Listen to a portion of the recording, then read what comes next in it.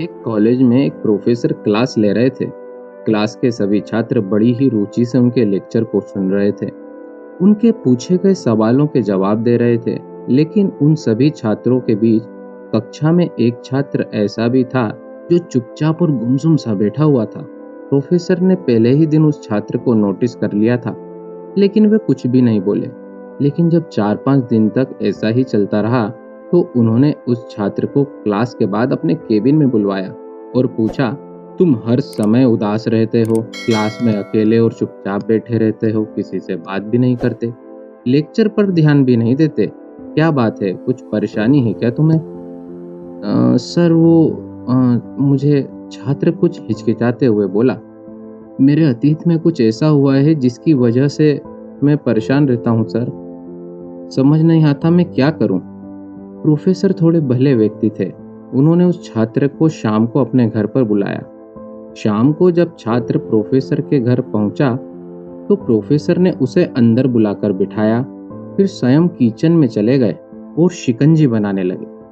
उन्होंने जानबूझकर शिकंजी में थोड़ा सा ज्यादा नमक डाल दिया। फिर किचन से बाहर आकर शिकंजी का गिलास छात्र को देकर कहा, ये लो शिकंजी पियो।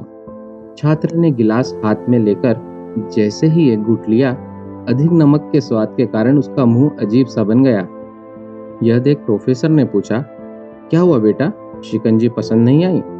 नहीं सर, ऐसी बात नहीं है, बस शिकंजी में नमक थोड़ा सा ज्यादा है। अरे अब तो ये बेकार हो गई है, लाओ गिलास मुझे दे दो, मैं इसे फेंक देता हूँ।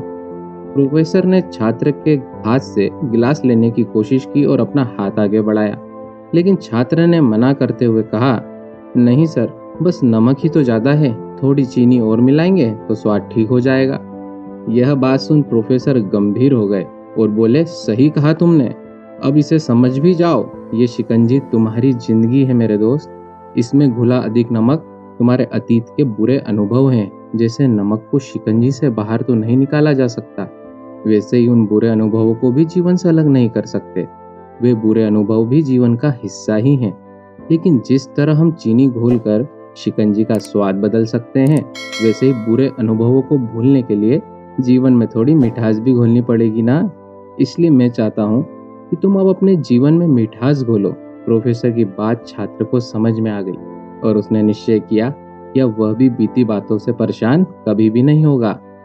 जीवन में अक्सर हम अतीत की बुरी यादों और अनुभवों को याद करके दुखी होते रहते हैं। इस तरह हम अपने वर्तमान पर भी ध्यान नहीं देते और कहीं ना कहीं अपना भविष्य बिगाड़ लेते हैं। जो हो चुका उसे सुधारा तो नहीं जा सकता, लेकिन कम से कम उसे भुलाया तो जा सकता है।